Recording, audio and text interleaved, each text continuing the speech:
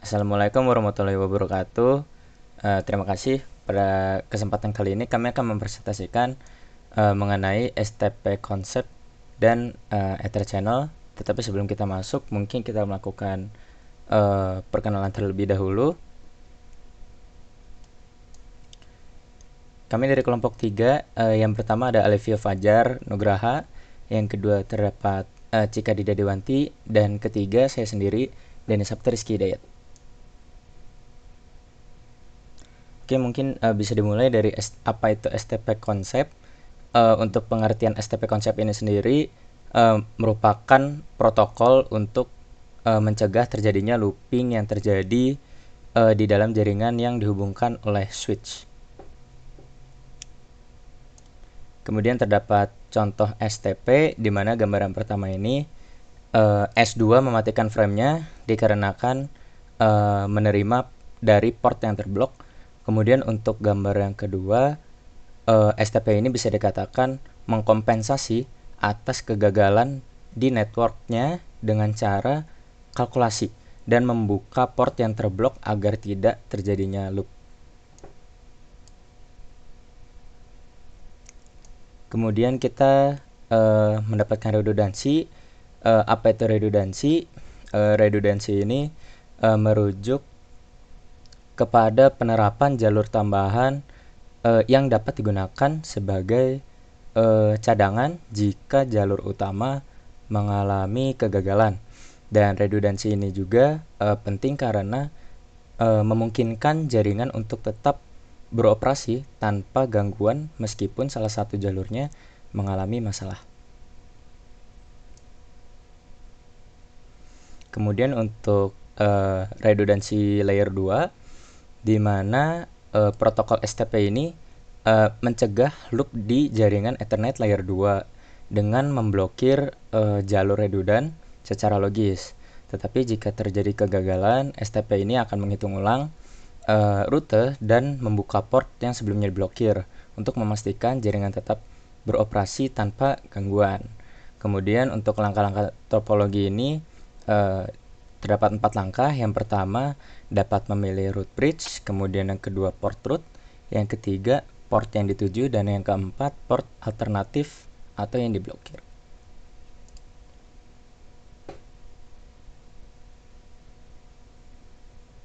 Dan untuk slide selanjutnya akan dilanjutkan oleh teman saya.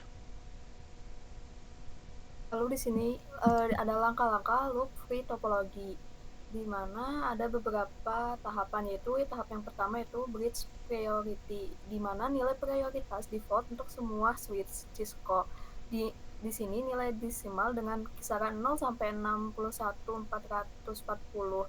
Prioritas bridge yang lebih rendah lebih disukai. Lalu yang kedua ada extended system 10, ialah nilai ID sistem yang diperluas adalah nilai desimal yang ditambahkan ke nilai prioritas bits ke dalam bit untuk mengidentifikasi VLAN BPDU.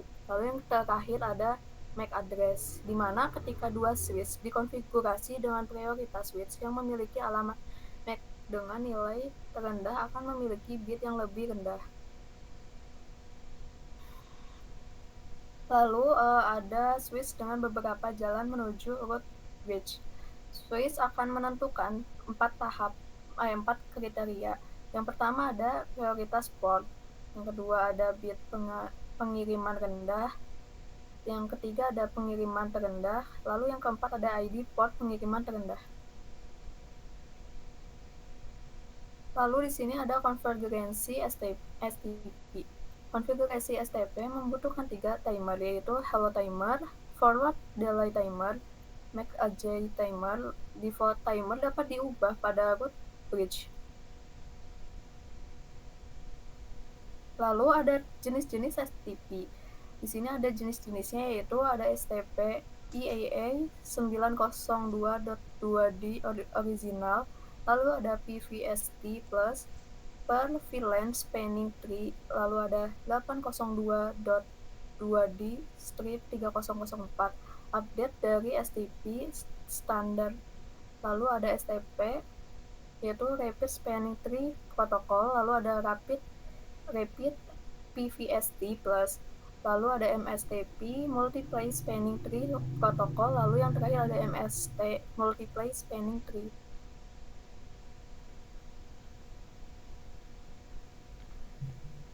Oke, selanjutnya kita akan masuk ke materi Ether Channel. Nah, jadi teknologi Ether Channel sendiri ini dikembangkan oleh Cisco.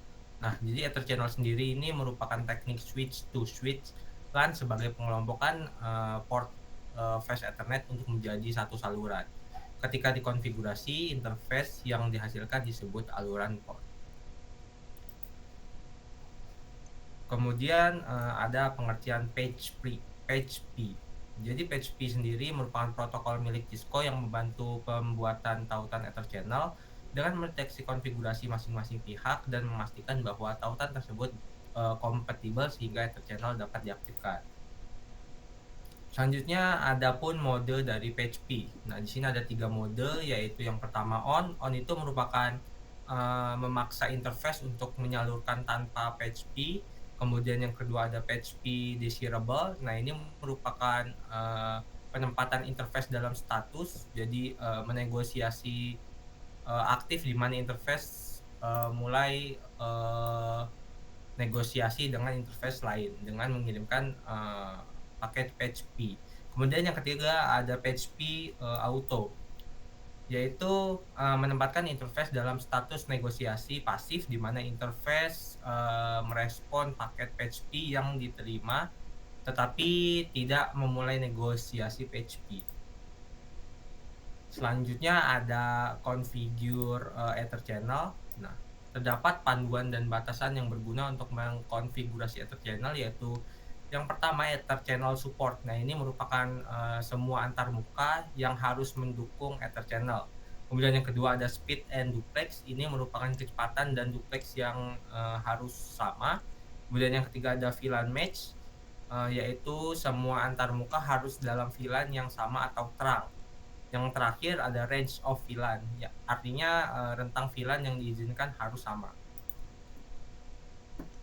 Selanjutnya ada cara mengkonfigur Ether Channel. Yang pertama kita menentukan interface-nya, kemudian yang kedua buat port channel interface, kemudian yang ketiga membuat layer to setting di dalam port channel interface.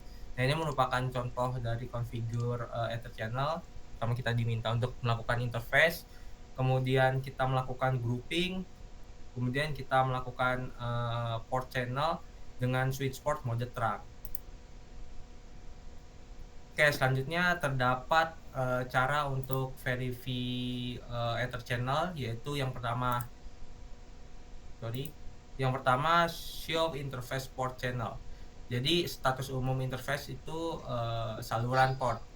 Kemudian yang kedua show Ether Channel summary, yaitu satu baris informasi per saluran port. Kemudian yang ketiga ada show Ether Channel port channel, yaitu informasi interface port tertentu. Dan yang terakhir ada show interface Ether Channel, yaitu menginformasikan peran interface anggota fisik Ether Channel. Mungkin presentasi mengenai STP konsep dan Ether Channel dari kami cukup sekian. Terima kasih.